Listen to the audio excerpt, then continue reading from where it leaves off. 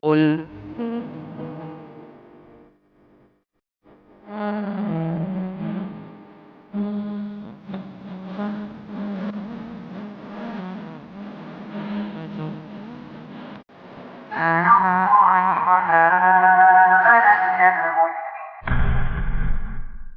Bismillahirrahmanirrahim. Assalamualaikum warahmatullahi wabarakatuh. Alhamdulillah, wassalatu wassalamu ala rasulillah wa ala alihi wa man tabi'ahum bi ihsanin ila yaumiddin.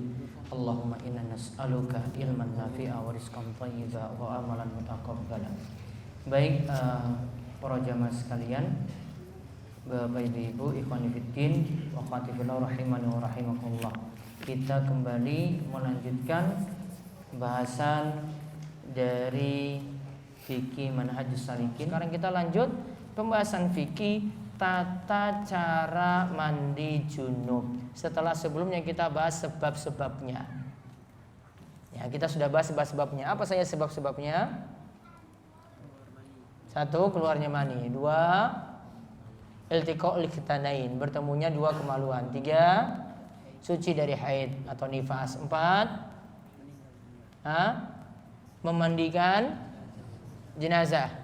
Namun pendapat yang tepat cuma diperintahkan saja tanpa dihukumi wajib. Kemudian yang terakhir apa? Karena ada yang masuk Islam setelah kafir sebelumnya. Nah, sekarang gimana untuk tata cara mandinya? Kita akan lihat apa yang disebutkan oleh Syekh Abdurrahman bin Nasir As-Sa'di. Lalu setelah itu kita akan lihat rukun mandinya, tata cara mandinya yang sempurna, dan juga nanti ada tambahan tata cara mandi khusus untuk wanita yang suci dari haid. Kita lihat perkataan Syekh Abdurrahman bin Nasir As-Sa'di terlebih dahulu. Syekh Abdurrahman bin Nasir As-Sa'di rahimahullah berkata, tata cara mandi junub menurut Nabi SAW adalah diawali dengan mencuci kemaluan, kemudian berwudu sempurna, kemudian menyiramkan air ke kepala 3 kali, dialirkan seperti itu, kemudian menyiramkan air ke badan lainnya, lalu menyiramkan kaki dengan berpindah ke tempat lainnya. Adapun hal yang wajib yang mesti dipenuhi ketika mandi adalah menyiramkan air ke seluruh badan, termasuk bawah rambut yang tipis maupun yang tebal. Wallahu a'lam. Baik, lihat ada tata cara sempurna yang disebutkan oleh Syekh As-Sa'di. Lalu ada tata cara yang cuma sekedar dapat wajibnya saja. Kita lihat beliau katakan tata cara mandi junub kalau menurut Nabi SAW diawali dengan mencuci kemaluan. Nanti kita lihat hadis lengkapnya. Kemudian berwudu sempurna. Kalau Syekh As-Sa'di dikatakan berwudu sempurna, berarti seperti kita wudu, dari cuci tangan, kumur-kumur, masukkan air dalam hidung, membasuh muka, tangan sampai siku, kemudian mengusap kepala, telinga, lalu kaki. Kemudian menyiramkan air ke kepala 3 kali. Setelah wudu, lalu guyur kepala. Kemudian dilahirkan seperti itu, artinya di sini sampai di bagian-bagian akar kepala juga, akar rambut kepala juga itu disiram. Kemudian menyiramkan air ke badan lainnya, badan-badan yang lainnya juga disiram. Lalu menyiram kaki dengan berpindah ke tempat lainnya. Sampai di kaki, saat akan menyiram kaki, pindah tempat dulu baru kaki itu disiram. Nanti kita akan lihat apa saja yang jadi dalil untuk dasar ini. Yang jelas ini mandi yang sempurna. Adapun hal yang wajib yang mesti dipenuhi ketika mandi adalah menyiramkan air ke seluruh badan, termasuk bawah rambut yang tipis maupun rambut yang tebal. Yang wajib di sini artinya seluruh badan dari kepala sampai ujung kaki semuanya itu kena. Nah, sekarang untuk memahaminya kita lihat dulu rukun mandi. Rukun mandi. Hakikat mandi adalah mengguyur seluruh badan dengan air, yaitu mengenai rambut dan kulit. Namun karena ini adalah mandi wajib atau mandi junub, maka mesti dibedakan dengan mandi biasa, yaitu dibedakan dengan niat. Nah, kita bedakan mandi pagi, mandi petang, mandi sore dengan mandi junub. Gimana cara membedakannya? Dengan niat. Niat itu yang nanti jadi pembeda. Innamal a'malu bin niat. Sesungguhnya setiap amalan tergantung pada niatnya. Wa innamal likulli imri'in ma nawa. Dan setiap orang akan mendapatkan sesuai apa yang ia niatkan. Kalau ia niatkan mandi pagi, berarti cuma sekedar mandi pagi saja. Namun kalau dia niatkan mandi junub, berarti keadaan junubnya hilang. Hadas besarnya itu hilang. Maka dibedakannya nanti apa? Dibedakannya itu dengan niat. Tanpa niat maka tidak dikatakan seseorang itu dikatakan mandi junub. Maka kesimpulannya kalau disebutkan oleh di antaranya oleh ulama Syafi'iyah seperti disebutkan dalam matan Safinatin Najah, rukun mandi itu ada dua. Rukun mandi itu ada dua. Satu, berniat. Dua, mengguyur air ke seluruh badan. Dua ini diingat baik-baik. Yang pertama niat. Yang kedua mengguyurkan air ke seluruh badan. Maka seluruh badan nanti kena air. Maka kalau cuma memenuhi rukun saja sudah sah. Tanpa pakai sampo, tanpa pakai sabun. Paham ya? Cuma sekedar penuhi rukun saja. Dia masuk ke kamar mandi sudah, guyur-guyur sudah selesai, keluar. Sudah selesai dari junubnya tadi. Junubnya sudah dikatakan hilang. Kalau cuma sekedar penuhi rukun yang dua tadi. Niat, yang kedua mengguyurkan air ke seluruh badan. Dan ini bisa dilakukan di air apapun selama airnya itu suci dan tidak ada hadis yang melarang atau dalil yang melarang mandi di situ. Berarti misalnya kalau seseorang itu dalam keadaan junub, dia datang ke pantai Parangtritis misalnya. Ya, sudah junub ini, sudah saya tadi itu junub, cari air ini susah sekali ini. Sudah dia nyelam di situ, kemudian keluar. Seluruh air sudah kena di badannya tadi. Seluruh badan itu sudah terkena air.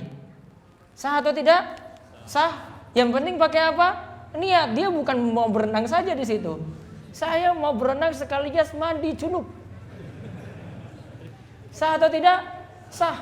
Rukun mandi sudah terpenuhi. Nah, kalau ke Parangtritis jauh-jauh lah, sini ada selokan Mataram lah misalnya. Ya selama airnya suci. Ya. Dia nyemplung di situ sudah niat, pakai niat tadi kan, seluruh badan sudah kena air, sah. Ya, cuma penuhi rukun saja. Kalau kita bahas rukun seperti itu. Nah, dalilnya apa? Lihat dibacakan hadis Aisyah. Aisyah radhiyallahu anha yang menceritakan tata cara mandi Nabi SAW. Ia menyatakan, kemudian beliau mengguyur air pada seluruh badannya. Nah, beliau mengguyurkan air yufidul ma. Ya, beliau mengguyurkan air pada seluruh badannya. Ini berarti cuma sekedar mencari yang rukun saja atau sekedar mencari yang wajib saja. Meskipun nggak pakai apa tadi, sampo, nggak pakai sabun, sah itu. Cuma mengejar sahnya saja sah. Maka ini sama juga seperti nanti berlaku untuk memandikan mayit, berlaku untuk memandikan jenazah. Maka kalau ulama itu katakan kadar wajibnya yang dipenuhi apa ketika memandikan jenazah? Yang penting jenazah tadi itu diguyur saja seluruh badannya, sudah selesai. Tanpa dia wudukan dulu, sudah sah. Cuma sekedar cari wajibnya, dia guyurkan air ke seluruh badan, maka dikatakan mandinya sah. Itu namanya kadar akal, yaitu kadar paling minimal. Cuma cari rukunnya, cuma cari wajibnya, sudah dikatakan sah tadi. Nah, adapun tata cara mandi yang sempurna kita lihat dalam dua hadis. Ya, nanti yang membicarakannya di sini dua hadis. Coba dibacakan sedikit tata cara mandi yang sempurna. Tata cara mandi yang sempurna Hadis pertama dari Aisyah istri Nabi sallallahu alaihi wasallam bahwa jika Nabi sallallahu alaihi wasallam mandi junub, beliau memulainya dengan mencuci kedua telapak tangannya. Kemudian beliau berwudu sebagaimana wudu untuk solat. Lalu beliau memasukkan jari jemarinya ke dalam air lalu menggosokkannya ke kulit kepalanya. Kemudian menyiramkan air ke atas kepalanya dengan cidukan kedua telapak tangannya sebanyak 3 kali. Kemudian beliau mengalirkan air ke seluruh kulitnya. Baik, kita lihat. Tadi disebutkan ketika Nabi SAW mandi junub, beliau memulainya dengan mencuci kedua telapak tangannya. Cuci tangan dulu. Dan ini lebih ditekankan kalau orang itu baru bangun tidur. Ya, lebih ditekankan lagi karena Nabi SAW menyebutkan ilahnya atau menyebutkan alasannya, la tadri aina batat siyadu. Engkau tidak tahu tanganmu itu semalam itu jalan-jalan kemana. Maka ketika bangun tidur itu lebih ditekankan lagi untuk mencuci tangan tadi. Sudah pembahasan ini lebih kita jelaskan dalil-dalilnya ketika bahas tata cara wudu di pembahasan-pembahasan sebelumnya. Kemudian beliau memulainya dengan mencuci kedua telapak tangannya. Kemudian beliau berwudu sebagaimana wudu untuk sholat. Berarti kalau sebagaimana wudu untuk sholat, berarti dari cuci tangan sampai nantinya kaki. Lalu beliau masukkan jari-jarinya ke dalam air, lalu menggosokkannya ke kulit kepalanya. Jadi kemudian mencuci kepala. Kemudian menyiramkan air ke atas kepalanya dengan cidukan kedua telapak tangannya sebanyak 3 kali. Diguyur kepalanya 3 kali. Kemudian beliau mengalirkan air ke seluruh kulitnya, lalu disiram lagi badan yang lainnya. Berarti di sini disimpulkan mulai dengan wudu. Ya, dimulai dulu dengan wudu. Baru setelah itu mencuci kepala. Baru setelah itu membasuh atau mencuci anggota badan lainnya. Dan poin pentingnya tadi memulainya dengan wudu dulu. Kemudian hadis yang kedua. Hadis kedua dari Ibnu Abbas radhiyallahu anhuma, ia berkata bahwa Maimunah radhiyallahu anha mengatakan, aku pernah menyediakan air mandi untuk Rasulullah sallallahu alaihi wasallam. Lalu beliau menuangkan air pada kedua tangannya dan mencuci keduanya 2 kali atau 3 kali. Lalu dengan tangan kanannya beliau menuangkan air pada telapak tangan kirinya. Kemudian beliau mencuci kemaluannya. Setelah itu beliau menggosokkan tangannya ke tanah. Kemudian beliau berkumur-kumur dan memasukkan air ke dalam hidung. Lalu beliau membasuh muka dan kedua tangannya. Kemudian beliau membasuh kepalanya 3 kali dan mengguyur seluruh badannya. Setelah itu beliau bergeser dari posisi semula lalu mencuci kedua telapak kakinya di tempat yang berbeda. Nah, lihat. Kalau yang kedua, kalau yang pertama tadi dari hadis siapa? Ingat, yaitu hadis Aisyah yang pertama. Di garis bawah itu Aisyah. Kalau yang kedua itu dari hadis Maimunah, istri Nabi SAW yang terakhir dinikahi. Istri Nabi SAW yang terakhir dinikahi, Maimunah. Dia ceritakan gini, aku pernah menyediakan air mandi, dan ini yang ceritakan Ibnu Abbas. Ibnu Abbas dengan Maimunah, Ibnu Abbas itu adalah keponakannya Maimunah. Ibnu Abbas itu keponakannya Maimunah. Jadi kadang ilmu dia dapat langsung dari bibinya ini. Ibnu Abbas langsung dapat dari bibinya, dari Maimunah langsung. Nah, aku pernah menyediakan air mandi untuk Rasulullah Shallallahu Alaihi Wasallam. Lalu beliau menuangkan air pada kedua tangannya dan mencuci keduanya 2 kali atau 3 kali. Lalu dengan tangan kanan beliau menuangkan air pada telapak tangan kiri, lalu digunakan mencuci kemaluan. Berarti disebutkan di sini awali dulu mencuci kemaluan. Kemudian setelah itu beliau menggosokkan tangannya ke tanah. Tujuannya apa? Untuk menghilangkan kotoran tadi setelah mencuci kemaluan. Berarti kalau saat ini kita gantinya apa berarti? Sabun. Bisa menggunakan sabun setelah itu. Nah, kemudian beliau berkumur-kumur dan masukkan air ke dalam hidung. Berarti mulai berwudu. Lalu beliau membasuh muka dan kedua tangannya. Kemudian beliau membasuh kepalanya 3 kali. Maksudnya di sini kepalanya langsung diguyur 3 kali.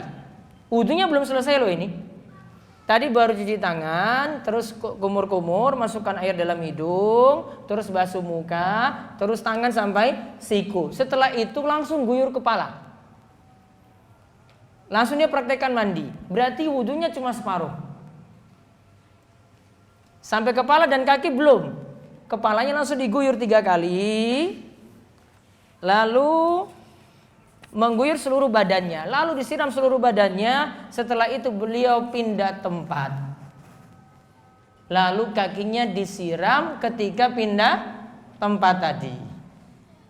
Ada perbedaan atau tidak di sini? Ada atau tidak? Ada. Kalau untuk hadis Aisyah, tata cara mandinya, wudunya sempurna.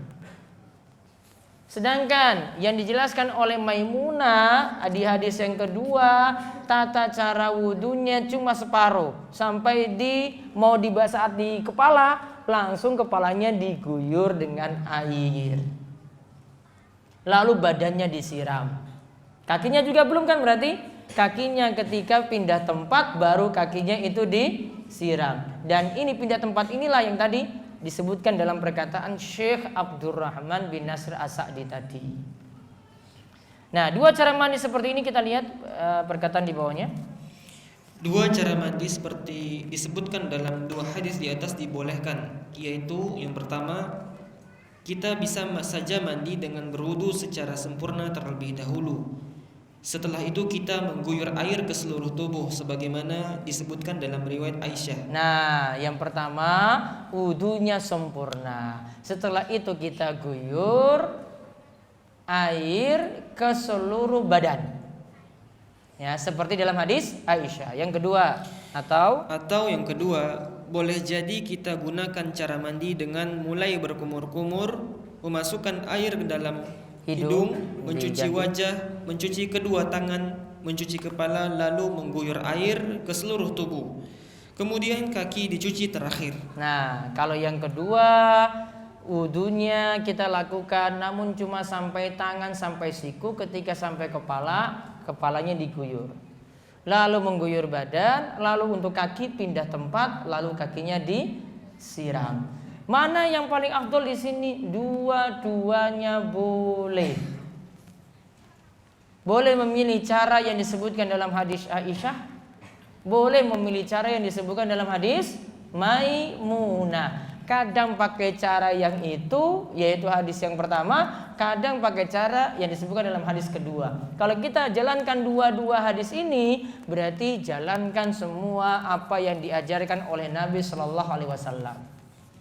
Seperti sebelumnya kita pernah bahas, ada zikir itu yang macam-macam.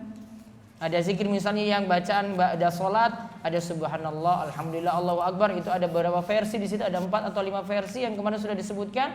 Mana yang dipilih? Jalankan semuanya, kadang jalankan yang pertama, kedua, ketiga, keempat.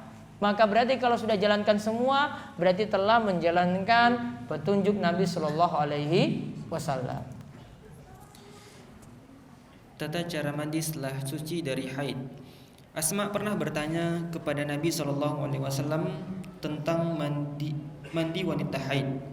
Maka beliau bersabda, salah seorang dari kalian hendaklah mengambil air dan daun bidara, lalu engkau bersuci, lalu membaguskan bersucinya. Kemudian hendaklah engkau menyiramkan air pada kepalanya, lalu menggosok-gosoknya dengan keras hingga mencapai akar rambut kepalanya. Kemudian hendaklah engkau menyiramkan air pada kepalanya tadi. Kemudian engkau mengambil kapas bermisk, lalu bersuci dengannya. Lalu Asma berkata, bagaimana dia dikatakan suci dengannya? Beliau bersabda, Subhanallah, bersucilah kamu dengannya.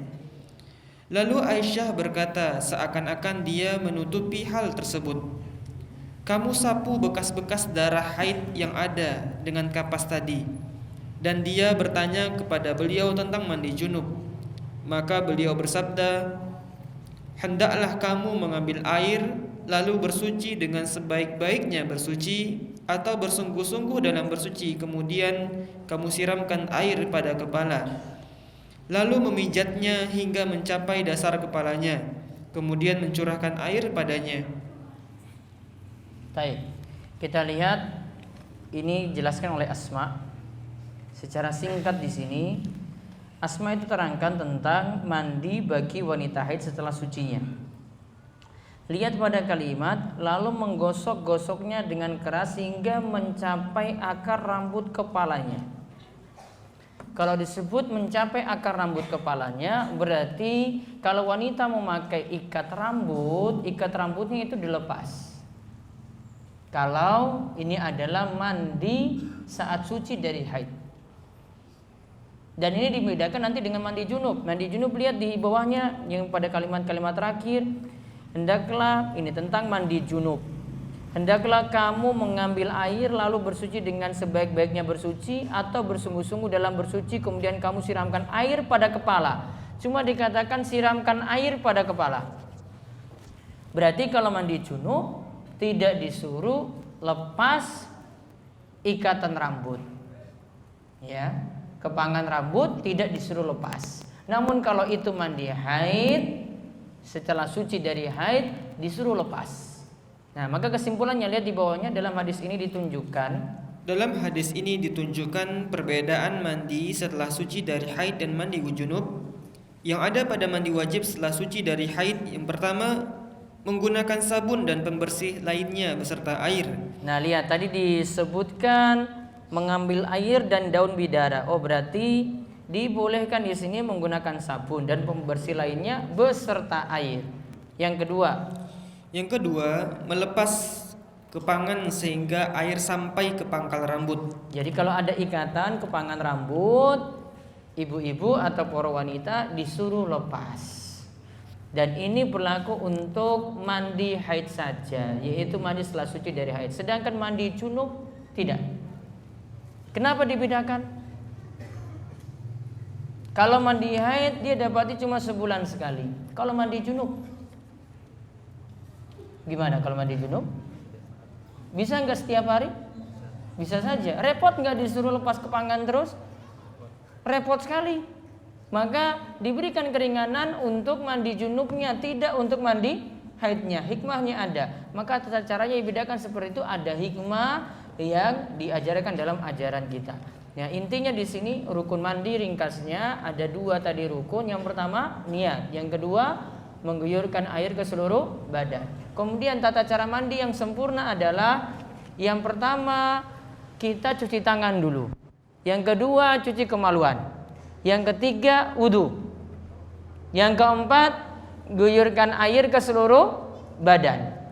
Atau wudunya tadi cuma separuh seperti di hadis Maimunah, lalu nanti pada sampai kepala, air itu diguyurkan ke kepala, lalu ke badan, lalu pindah tempat, kemudian cuci kaki. Yang jelas awal-awalnya apa? Ada cuci tangan dulu, kemudian bersihkan kemaluan, kemudian berwudu, baru kemudian mandi. Ya, jadi kalau tata cara sempurna itu awali dengan wudu dulu. Nah, kemudian kalau dibedakan untuk mandi suci dari haid, bedanya hanya ada dua. Yang pertama, di sini diperintahkan kalau bisa memakai wangi-wangian seperti menggunakan sabun mandi. Yang kedua, kalau punya ikatan rambut saat mandi haid itu hendaklah dilepas. Wallahu a'lam bishawab. Ya, selanjutnya sesi tanya jawab. Kadang sebagian saya ambil dari yang ditanyakan hari ini dan yang belum pada pertemuan sebelumnya.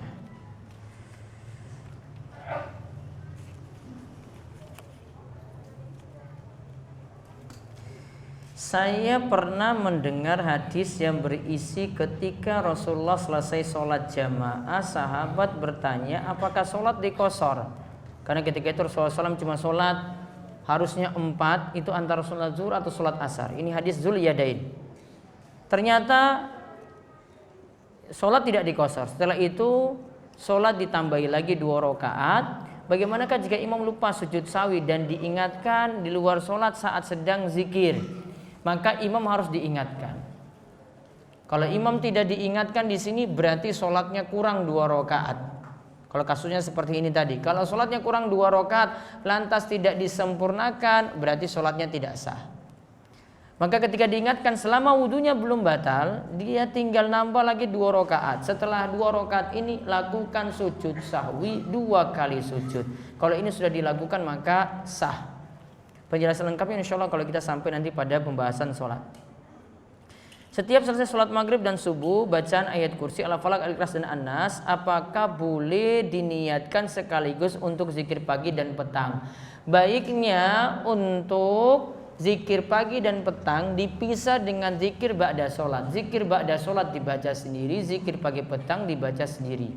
Apakah istri kedua, ibu tiri bagi anak, mendapat jatah warisan dari suami? Kalau ini dengan suaminya dia itu nikah, maka istri kedua itu dapat jatah waris. Kalau istrinya itu 4, berarti keempat istri itu dapat jatah waris kalau suaminya meninggal. Saya makan prasmanan dan dilayani pelayan pria dan bilang harganya 4.000. Lalu dia pergi sebelum saya bayar. Kemudian tambah makanan harga 3.000, total 7.000. Lalu finalnya kita bayar ke ibu-ibu penjaga lain yang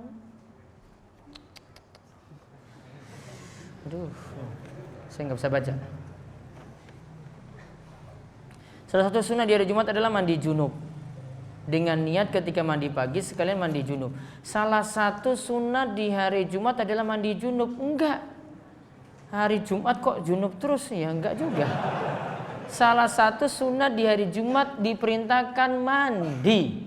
Mandinya apa di sini? Kemarin kita bahas ada ketemukan mandi di situ yang mandi yang disebabkan, yang mandi yang diperintahkan wajib. Ada mandi Jumat disebut tidak kan oleh Syekh Sa'di? Berarti beliau menganggap mandinya mandi sunnah.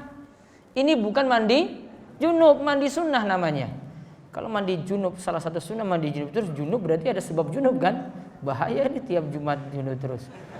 Dengan niat ketika mandi pagi, taruhlah ini maksudnya mandi tadi ya, mandi ketika hari Jumat ya. Dengan niat ketika mandi pagi sekalian mandi Jumat. Nah gitu. Apakah mendapatkan sunnah hari Jumat? Iya. Kalau dia niatkan mandinya itu mandi Jumat langsung, maka dengan mandi paginya tadi, niatkan saja mandi Jumat, maka mendapatkan sunnah di hari Jumat atau sunnah pada hari Jumat.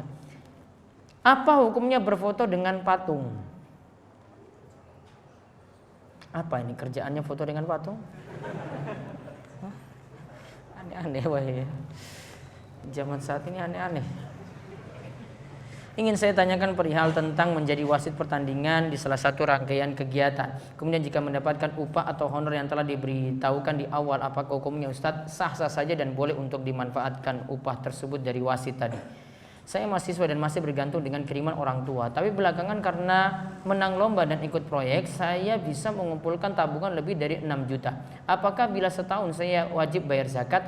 Jika uang 6 juta tadi bertahan selama setahun, di atas dari 6 juta ke atas uangnya, maka tetap kena zakat 2,5%. Bila saya keluarkan uang itu untuk investasi, misalnya beli saham yang nilainya 6 juta setelah 1 tahun, juga wajibkah dizakati? Nanti dizakati dari hasil saham tadi saja. Ketika dapat hasilnya maka nanti dizakati 2,5%. Apa hukum menegur anak-anak yang berisik di masjid? Terkadang terselip rasa tidak enak karena merasa bahwa mereka bukan tanggung jawab kita. Kalau mampu untuk menasihati dengan cara yang halus, dengan cara yang baik, baiknya tetap dinasihati juga. Bagaimana jika akan mandi junub namun air di sekitarnya tidak ada, musim kemarau? Apa gantinya? Tayamum. Insya Allah akan kita bahas.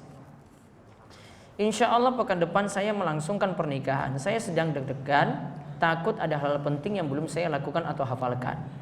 Dia mau nikah, namun hatinya sudah khawatir, takut. Mohon nasihatnya Ustadz agar tidak ada hal penting yang terlewat. Baca saja buku seputar pernikahan.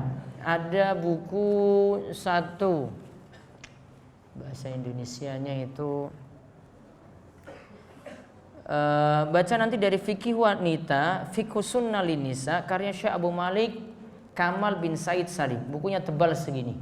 Namun nanti bisa lihat di pembahasan saat tentang masalah pernikahan, dia bahas panjang lebar di situ. Ya, itu bisa dipelajari secara lebih lengkap. Saya senang dengan metode dari Syekh Abu Malik Kamal bin Said Salim.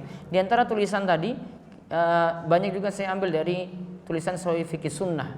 Sama juga Syekh Abu Malik tadi menulisnya juga. Namun ini khusus untuk pembahasan wanita. Namun situ pembahasan nikahnya lebih lengkap dijelaskan. Maka kalau bisa memiliki buku tersebut. Saya punya pembahasan juga di kajian rutin fikih sunnah linisa juga, ini sudah sampai pembahasan nikah saya bahas. Pada saat wudhu pertama, setelah membersihkan kemaluan, apakah tetap berpakaian? Sudah tidak berpakaian lagi tadi ketika ingin mencuci kemaluan, kemudian berwudhu, kemudian setelah itu guyur air, itu tidak berpakaian lagi. Saya baru mengenal sunnah, mohon doanya agar istiqomahkan. Mudah-mudahan Allah beri taufik dan hidayah untuk istiqomah. Bagaimana hukum mencuci rambut yang rontok ketika masa haid, ketika mandi junub?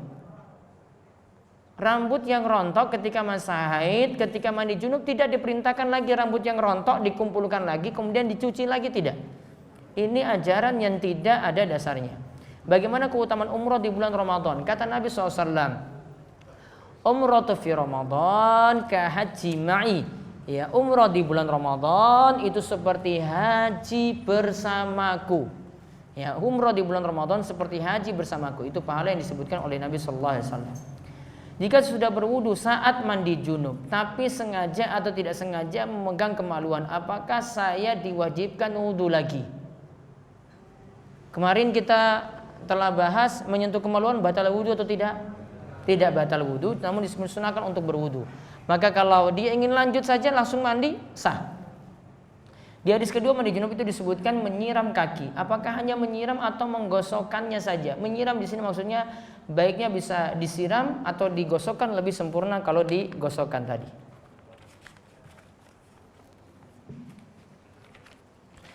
Membaca sholawat jika disebut nama Rasulullah. Apakah ada dalil ketika baca sholawat ketika menyebut nama Rasulullah? Hadisnya kata Nabi SAW, ragima anfu rajulin dzukirtu indahu falam yusalli alayya. Celaka seseorang yang jika disebut namaku di sisinya. Namaku di sisinya. Jadi paling tegas kalau disebutkan nama Nabi Muhammad SAW. Bisa jadi kita sebut Nabi SAW atau Muhammad SAW atau Nabi Muhammad SAW atau Rasulullah SAW. Diikutkan dengan sholawat kepada beliau. Apakah disebut nama Nabi atau jika disebut Rasulullah juga? Nama Nabi disebut maka kita sebut sholawat, Rasulullah disebut juga sebut sholawat. Ya, sallallahu alaihi wasallam. Bagaimanakah mengucapkan salam kepada orang yang tidak tampak ciri muslimnya? Semisal tidak berkerudung atau celana isbal. Kalau tidak berkerudung mungkin kita bisa mencurigai kalau dia itu bukan muslim. Ya, namun tidak semuanya seperti itu juga. Atau celana isbal. Celana isbal ini belum tentu. Celana di bawah mata kaki ini belum tentu orang ini bukan muslim. Ini bukan ciri-ciri ini sebenarnya. Sehingga kita tidak tahu dia muslim ataukah bukan. Kalau mau tahu ciri-cirinya, kadang kita bisa lihat ya. Sebagian orang itu bisa melihat dari cerianya wajahnya atau berserinya wajahnya. Kadang kalau orang itu wajahnya itu berseri, itu tanda ada bekas wudunya di situ. Tampak dia itu sebagai seorang muslim walaupun orangnya itu hitam. Ya, walaupun hitam kelihatan oh ini bekas wudunya ini ada. Maka terlihat oh ini nampak sekali dia ini muslim. Saya sapa dia, saya ucapkan salam untuk dirinya. Kalau perempuan juga demikian, tidak sampai kita katakan kalau tidak berkerudung bukan muslim juga. Namun memang tanda paling besar sekali untuk perempuan adalah muslimahnya dilihat dari pakai kerudung ataukah tidak. Namun tidak semuanya kita pukul rata seperti itu. Intinya kalau kita punya rasa yakin dia itu muslim, silakan disapa dengan mengucapkan salam padanya. Kalau memang yakin. Di dekat rumah ada 2 masjid. Dan kalau ada azan sangat sering tidak bersamaan sehingga saling bersautan. Untuk menjawab azan apakah harus semua atau salah satu azan saja? Kita bisa jawab dua-duanya. Ya. Namun kalau mau jawab yang paling dekat saja boleh. Ya, bisa jawab dua-duanya atau jawab yang paling dekat saja boleh. Dan ingat di sini yang dijawab yang langsung kumandangkan azan, bukan dari rekaman. Karena Nabi SAW itu mengatakan, "Idza hadaratis shalah falyu'adzinu ahadukum." Kata Nabi SAW, jika sholat sudah masuk, waktu sholat sudah masuk, maka salah seorang di antara kalian hendaklah kumandangkan azan. Kalian kumandangkanlah azan berarti orang yang kumandangkan azan, bukan rekaman. Ya, sehingga kalau dengar langsung itu memang dari suara masjid A, maka langsung dijawab. Kalau itu memang paling dekat dengan kita, itu lebih kita dahulukan untuk menjawabnya. Rezeki, jodoh, dan mati sudah ditentukan sejak lahir. Kemudian bagaimana penjelasan tentang zikir atau doa pembuka pintu rizki? Kalau kita mengamalkan suatu amalan yang ini dapat membukakan pintu rizki, ini cari sebab. Karena seorang muslim bukan hanya bergantung ini rizki saya, ini jodoh saya, ini kematiannya seperti ini, seperti itu, enggak. Namun dia lakukan sebab. Gimana biar bisa dapat rizki? Ada amalan-amalan yang dilakukan. Dia lakukan amalan itu karena melakukan sebab. Apakah kalimat la ilaha illallah termasuk rangkaian zikir setelah sholat dan zikir pagi petang? Iya. Di zikir ba'da sholat itu ada dua tempat, ada dua macam. La ilallah wahdahu la syarikalah, lahul mulku wa lahul hamdu wa huwa ala kulli syai'in qadir. Allahumma la mani'a lima ataita wa la mu'tiya lima mana'ta wa la yanfa'u dzal jaddi minkal jadd. Satunya lagi ada lagi la ilaha illallah juga. Kalau zikir pagi petang nanti ada bacaan la ilaha illallah wahdahu la syarikalah, lahul mulku wa lahul hamdu wa huwa ala kulli syai'in qadir. Ada salah satu riwayat katakan 10 kali, ada yang sebut 100 kali. Jadi bisa dibaca, ada bacaannya di zikir ba'da sholat, ada bacaannya di zikir pagi petang. Saya seorang yang belum diakikohi karena pengetahuan agama dan kemampuan ekonomi orang tua yang kurang. Kalau orang tua tidak mampu akikohi, maka gugur akikohnya. Karena akikoh itu melihat dari kemampuan. Kalau tidak ada kemampuan di sini, sama halnya dengan ibadah-ibadah yang ditetapkan ada kemampuan, maka ibadah itu jadi gugur kalau tidak ada kemampuan. Maka akikohnya jadi gugur ketika lahir tadi kalau tidak mampu. Apakah saya boleh mengakikoi diri saya sendiri? Yang pertama, mengakikoi diri sendiri memang ada riwayat, namun riwayatnya dhaif. Ada yang menyebutkan, riwayat yang menyebutkan Nabi SAW mengakikoi dirinya sendiri ketika beliau sudah diangkat menjadi Nabi. Yaitu berarti ketika beliau sudah dewasa. Riwayatnya tidak jelas. Kemudian yang kedua, akikoh itu jadi tanggung jawab orang tua, bukan anak. Sehingga yang lebih tepat orang tua yang ngurus ini. Namun ketika orang tua saat lahir itu tidak mampu mengakikoi seperti disebutkan dalam kasus ini, maka tidak ada lagi akikoh. Dan Islam tidaklah membebani manusia lebih daripada kemampuannya. Apakah benar kalau mau pergi haji yang belum diakikoi harus akikoi terlebih dahulu? Akikoh tidak ada kaitannya dengan ibadah haji. Ibadah haji punya syarat-syarat dan rukun-rukun sendiri. Akikoh punya ketentuan sendiri. Tidak ada kaitannya akikoh dan haji. Tayamum hanya berlaku untuk 1 kali waktu sholat. Namun jika sholatnya jamak qashar dalam kendaraan, apakah tayamum cukup 1 kali atau 2 kali? Memang menurut sebagian ulama seperti ulama Syafi'iyah, tayamum, 1 tayamum untuk 1 kali sholat. Namun yang lebih tepat, tayamum boleh untuk beberapa sholat selama air belum ada dan tayamumnya belum batal. Maka boleh digunakan untuk beberapa sholat, itu yang lebih tepat. Zakat dibayar ke Basnas atau boleh menyalurkan sendiri ke mustahik. Kalau menyalurkan sendiri boleh, mengeluarkannya lewat lembaga zakat juga boleh. Boleh ke wanita bersafar tanpa mahram walaupun dengan naik pesawat? Tidak boleh. Walaupun dia sebut perjalanannya Surabaya ke Jogja cuma 1 jam saja, 1 jam ini sudah disebut safar, maka harus ditemani oleh mahramnya. Apa itu jihad terhadap diri sendiri? Jihad itu ada 2 model, 2 bentuk. Yang pertama jihad dengan ilmu, ini dilakukan sepanjang waktu. Yang kedua itu jihad dengan senjata.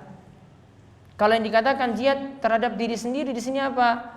Lakukan 2 jihad ini. Namun yang kita lakukan saat ini karena belum ada perintah untuk berperang setiap waktu, maka yang ada adalah berjihad dengan ilmu. Ngaji itu termasuk berjihad untuk diri sendiri.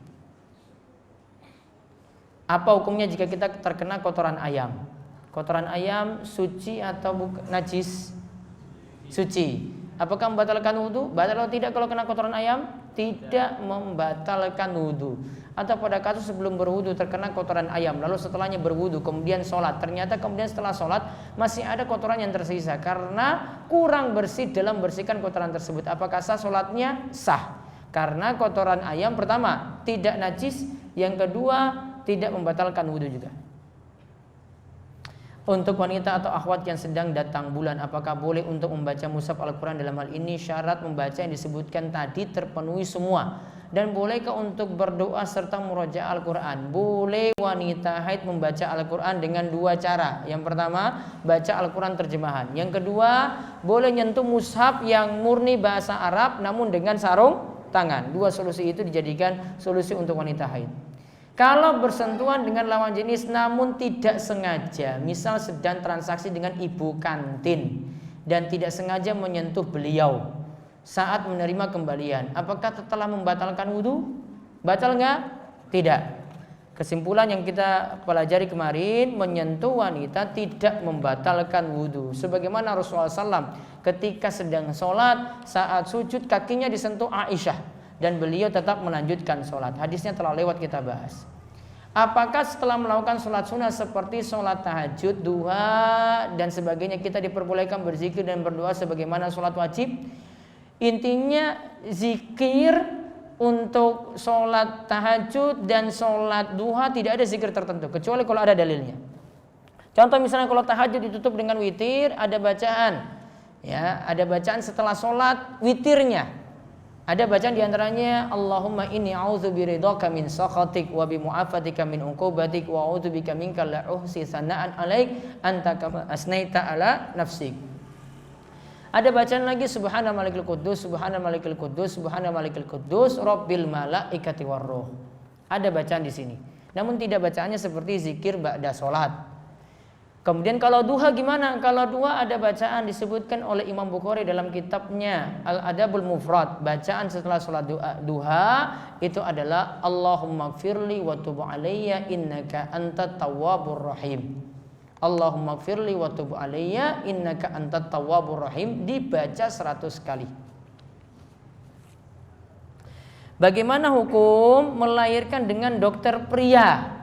Istri saya pernah cek kandungan dengan dua dokter, satu dokter pria dan satu dokter wanita. Dokter wanita memang kurang komunikatif, sedangkan dokter pria lebih komunikatif dan memberi semangat sehingga istri saya lebih nyaman ketika cek kandungan. Bahaya malah nyaman dengan dokter laki-laki.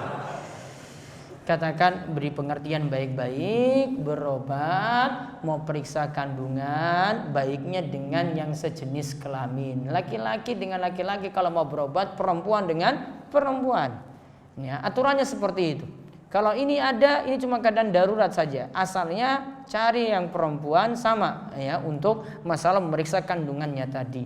Bahaya kalau punya perasaan dengan dokter laki-lakinya tadi.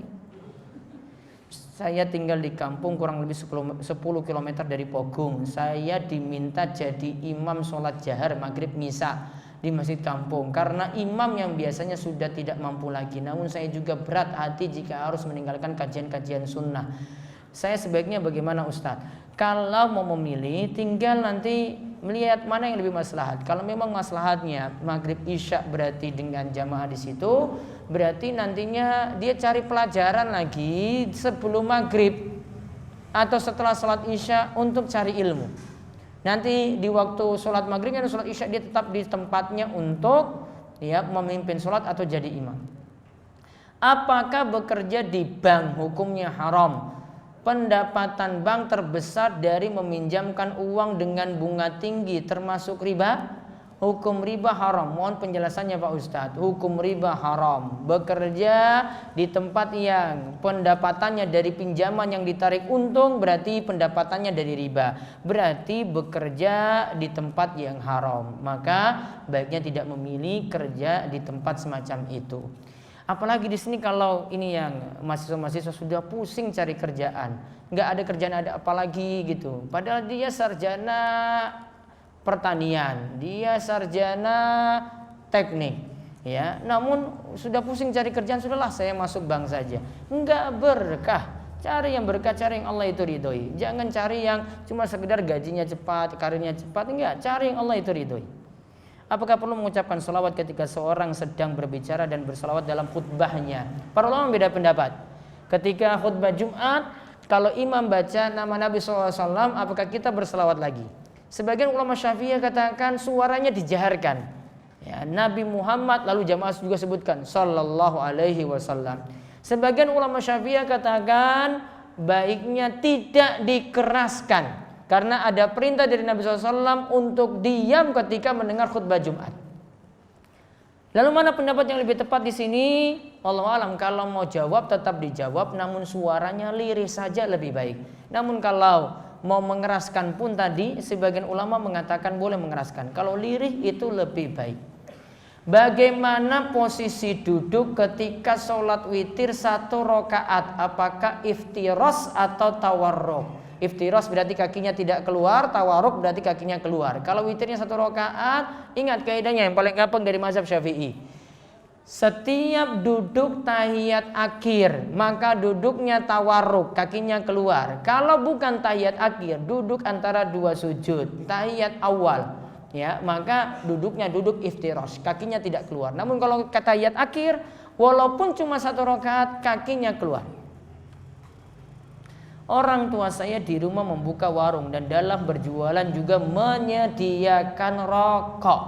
Apakah nafkah yang dihasilkan dapat memudaratkan kepada saya sebagai anak dan anggota keluarga yang lainnya? Intinya tidak berkah. Orang tua memberi makan juga yang tidak berkah. Saran saya nasihati orang tua. Namun kalau antum cuma dapat saja karena tidak ada pekerjaan yang lain, cuma bergantung pada nafkah orang tua, maka boleh dimanfaatkan orang tua yang berdosa di sini.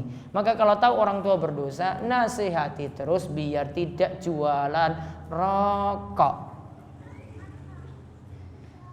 Saya masuk sebagai seksi acara di suatu event di kampus, namun di acara tersebut ternyata akan ditampilkan pertunjukan musik dan membiarkan para akhwat bertabarruj. Sebagai seksi acara dalam event tersebut, apa yang sebaiknya saya lakukan Ustadz? Nanti dibuka surat Al-Furqan ayat 72. Walladzina la yashhaduna zur. Orang beriman ini sedang menerangkan tentang ibadur rahman. Ibadur rahman itu hamba Allah yang beriman. Ibadur rahman punya sifat apa? Tidak menghadiri acara azur. Apa yang dimaksudkan dengan azur? Ada beberapa tafsiran. Di antara tafsiran adalah tidak boleh menghadiri acara yang di situ ada penyembahan berhala. Pengertian yang lainnya lagi, tidak boleh menghadiri acara azur yang di situ ada gina atau nyanyian. Azur juga kadang diartikan syirik, berarti tidak boleh menghadiri acara yang ada kesyirikan di dalamnya. Juga ada yang menyebutkan majelis khianat atau secara umum itu adalah majelis maksiat. Maka kalau itu adalah tahu majelis maksiat, tempat maksiat, maka tidak boleh dihadiri, maka tidak boleh juga mendukung sebagai panitia. Apakah kegiatan mabit yang diagendakan rutin setiap akhir bulan itu bid'ah? Mabit sama dengan malam bina iman dan takwa, aktivitas kajian, tahajud berjamaah, baca al-maksurat dan lain-lain. Kalau kegiatan mabitnya tidak masalah, isinya nanti yang nanti dilihat masing-masing. Kalau di situ ada ritual-ritual yang mengada-ngada, ya itu yang perlu dikritik. Namun kalau cuma kegiatan, ayo kita pilih satu waktu untuk biar ada kebiasaan sholat tahajud misalnya, maka silakan untuk melakukan seperti itu. Dia lakukan di akhir bulan juga tidak masalah. Yang penting tidak punya keyakinan di akhir bulan ini istimewa. Juga tidak punya keyakinan dengan amalan-amalan tertentu di dalamnya. Juga tidak ada ritual-ritual yang tidak ada tuntunan di dalamnya. Jadi bukan masalah acaranya, isinya apa? Ya, bukan acara mabitnya, namun isinya di dalamnya itu apa? Apakah barang pembelian orang tua sudah menjadi milik kita secara penuh? Dan apakah boleh dijual tanpa sepengetahuan orang tua? Orang tua beri kita uang saku 500.000 misalnya tiap bulan. Terus uang ini kita pakai untuk jajan. Berarti kan ini sudah diserahkan dari orang tua kepada kita. Maka bebas digunakan untuk apapun. Untuk sedekah, untuk hal yang baik itu boleh. Mana yang lebih utama? Sholat witir sebelum tidur atau setelah sholat tahajud? Tergantung masing-masing orang. Abu Bakar memilih sholat witir sebelum tidur karena khawatir tidak bisa bangun malam. Umar memilih witir setelah bangun tidur karena yakin bisa bangun malam. Maka karena kalau dia yakin bisa bangun malam, silahkan lakukan witir ba'da sholat tahajud nanti. Namun kalau dia itu yakin tidak bisa bangun malam karena mungkin sudah begadang, capek, sulit untuk bangun malam, maka witirnya sebelum tidur. Bagaimana hukum tentang memelihara jenggot? Karena saya pernah mendengar ada yang bilang wajib, dan bagaimana memberitahu atau mendakwahi orang tua. Intinya tentang masalah jenggot, Nabi SAW katakan akhfus syawariba wa a'ful liha. Pendekkanlah kumis dan biarkanlah jenggot apa adanya. Pengertiannya seperti ini saya sebutkan. Imam Nawawi ketika mendefinisikan a'ful liha itu apa? Biarkan jenggot apa adanya. Bayar enggak di sini berarti? Keluarkan biaya enggak? Dibiarkan apa adanya. Keluarkan biaya enggak? Enggak. Ya, dia cuma biarkan apa adanya saja. Ya. Maka jenggot yang tepat seperti itu. Ya, jadi dan ini dikatakan tadi saya sebutkan pengertian dari Imam Nawawi. Ya. Terus untuk mendakwahi orang tua, beri pengertian ya yang baik-baik pada orang tua. Pak, Bu, ini saya ingin mencontoh apa yang dilakukan oleh Nabi Shallallahu Alaihi Wasallam. Siapakah Mu'tazilah? Mu'tazilah itu pemahaman menyimpang yang para ulama sudah ingatkan sejak masa silam. Di antara pemahaman Mu'tazilah, mereka punya 5 sila. 5 sila ini yang menunjukkan nanti bagaimanakah kesesatan mereka. Mereka sebutkan 5 silanya, ada sebutkan tauhid. Yang kedua al-adlu, yang ketiga manzilah baina manzilatain, yang keempat al-wa'du wa al-wa'id, yang kelima al-amru bil ma'ruf wan nahyu 'anil munkar. Ini seakan-akan lihat kalimat ini bagus semuanya. Namun tauhidnya itu apa? Tauhidnya berarti kita tidak boleh menetapkan sifat-sifat Allah. Dia hapus nama-nama dan sifat Allah, atau dia meniadakan sifat-sifat Allah. Kekeliruan pertama. Al-adlu. Al-adlu itu artinya mengingkari bahwa perbuatan hamba diciptakan oleh Allah. Jadi manusia itu gerak sendiri. Allah tidak punya perkara apa-apa di situ, tidak punya kuasa apa-apa di situ. Kemudian manzilah baina manzilatain, orang yang berbuat dosa besar di antara dua keadaan, tidak bisa diputuskan muslim, tidak diputuskan kafir. Yang keempat al-wa'du wal wa'id, yaitu Mu'tazilah punya keyakinan nanti ketika di akhirat, walaupun di dunia dihukumi kayak gitu tadi, manzilah baina manzilatain, tidak bisa dihukumi kafir, tidak bisa dihukumi muslim. Namun di akhirat mereka katakan pelaku dosa besar kekal di dalam neraka. Yang kelima al-amru bil ma'ruf wan nahyu 'anil munkar. Maksudnya apa? Seorang muslim, kata Mu'tazilah, hendaklah memberontak pada pemimpin yang zalim. Itu 5 sila yang ada pada akidah Mu'tazilah. Yaitu diantara pemahaman menyimpangnya. Pada saat ini beberapa golongan punya pemahaman seperti ini. Diantaranya golongan-golongan yang mengedepankan akal, itu asalnya dari pemahaman Mu'tazilah. Bukankah suami istri jika salah satu meninggal maka sudah dikatakan bercerai? Iya, maka tidak halal ketika melihat aurat mantan suami untuk memandikan jenazah. Namun Rasulullah SAW masih bolehkan. Berarti logika ini tidak masuk karena Rasulullah SAW bolehkan, selesai.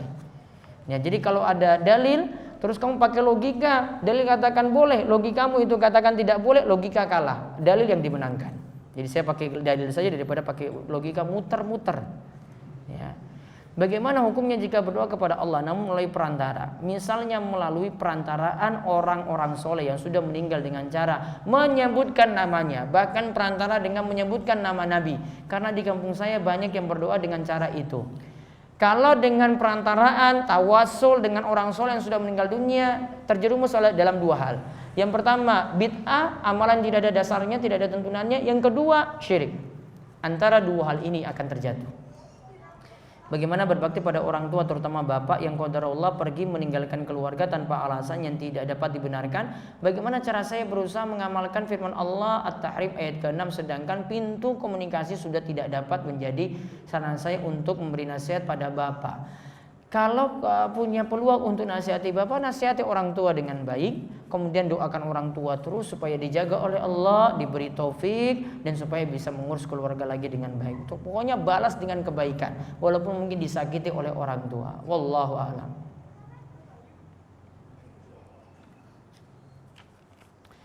Saya 3 orang bersaudara, ketiganya laki-laki dan kedua kakak saya sudah nikah dan punya anak sementara saya masih single. Bapak saya sudah meninggal, jadi saya sekarang hidup dengan ibu saya. Kedua kakak saya sudah minta harta waris dibagi, tapi saya keberatan karena ibu saya masih hidup.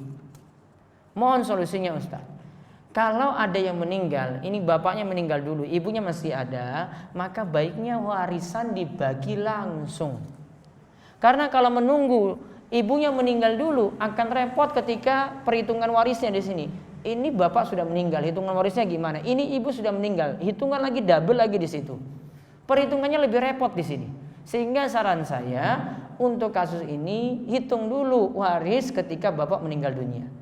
Nanti kalau ada yang meninggal lagi, baru hitung waris yang berikutnya lagi, lebih mudah. Saya mendapatkan info bahwa dalam skema GoFood, pihak Gojek tidak mendapatkan untung dari meminjami uang pembeli untuk membayar makanan. Tapi Gojek mendapatkan untung dari bagi hasil dengan penjual makanan. Itu untungnya. Nggak usah muter-muter. Ya. Tidak mendapat untung dari meminjami uang. Iya, dari konsumen tidak dapat untung. Namun dari yang punya warung dia dapat untung. Ya, dia dapat untung dari masalah utang piutang. Nggak usah muter-muter jauh-jauh. Ya, saya sudah jelaskan berulang kali, masih kurang puas juga. Kami bekerja di sembako dengan penjualan Coca-Cola. Apakah termasuk haram? Ada label halal nggak di Coca-Cola? Ada atau enggak? Selesai berarti ya. Kalau ada yang katakan haram, protes sama MUI. Ya, selesai. Saya nggak mau haramkan sesuatu yang sudah halal. Bagaimana hukum bermacam di masjid? Bermalam. L-nya ya harus panjang lah. Bagaimana hukum bermalam di masjid?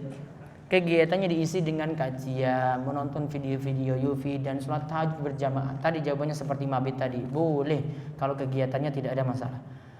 Apakah memperingati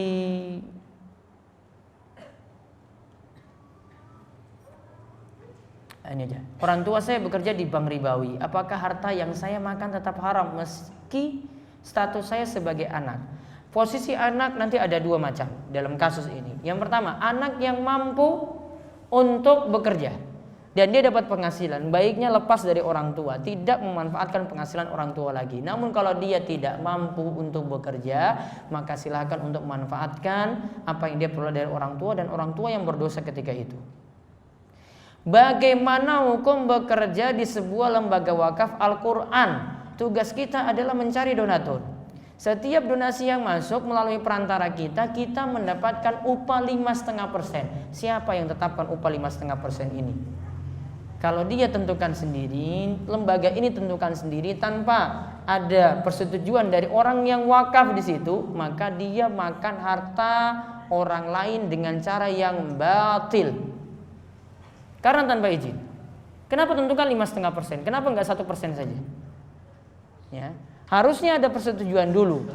Atau ketika wakaf dia minta, Pak, saya minta uang jasa di sini. Di luar dari wakaf tadi. Karena orang wakaf ya murni wakaf, murni Al-Quran itu mau disalurkan. Dia wakaf masjid murni ini untuk masjid. Enggak dia potong-potong di situ. Kalau mau potong harus dengan persetujuan orang yang berikan bantuan.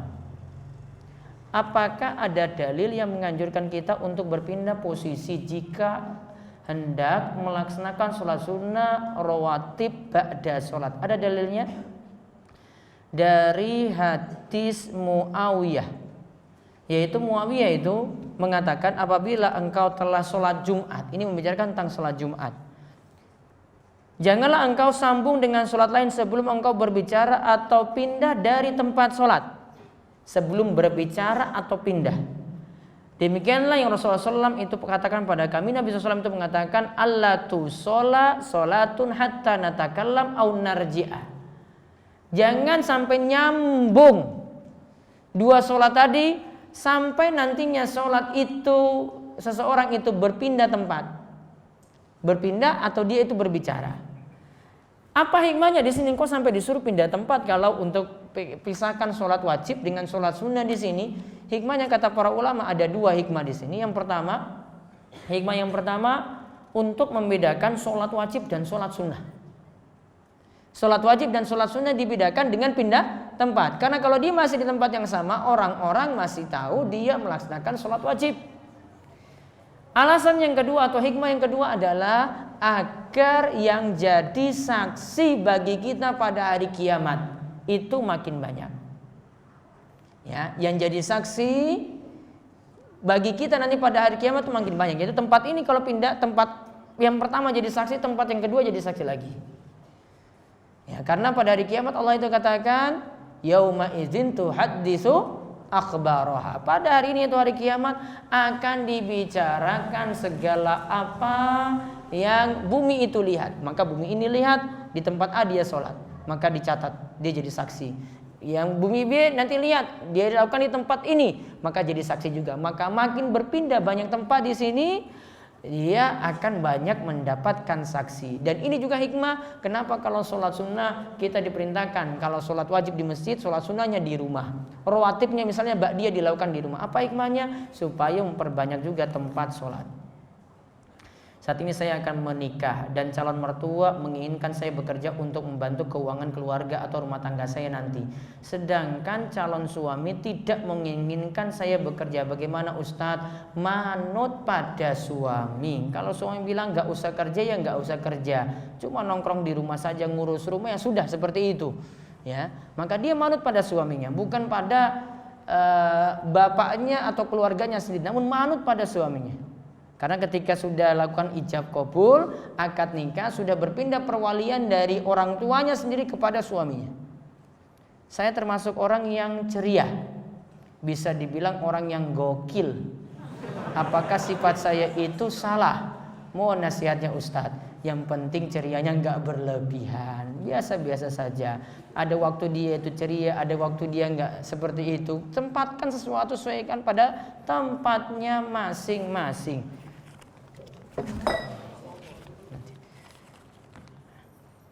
Bolehkah berdoa dengan bahasa Indonesia berisi hajat kita seperti